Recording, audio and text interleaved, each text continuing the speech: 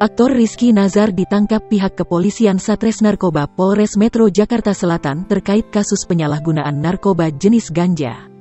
Dalam pengakuannya kepada tim penyidik, kekasih Siva Haju itu mengaku baru memakai ganja selama 2 minggu terakhir.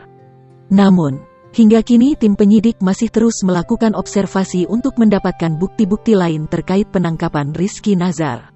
Rizky Nazar sebelumnya ditangkap di rumahnya di kawasan Balai Kambang, Kramat Jati, Jakarta Timur, Senin, tanggal 13 Desember tahun 2021.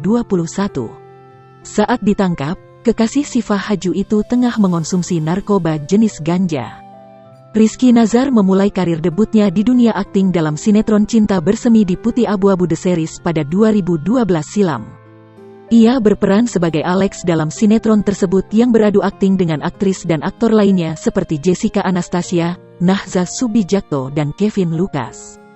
Tidak hanya itu, Rizky Nazar sendiri telah banyak membintangi beberapa film layar lebar, FTV, dan juga web series.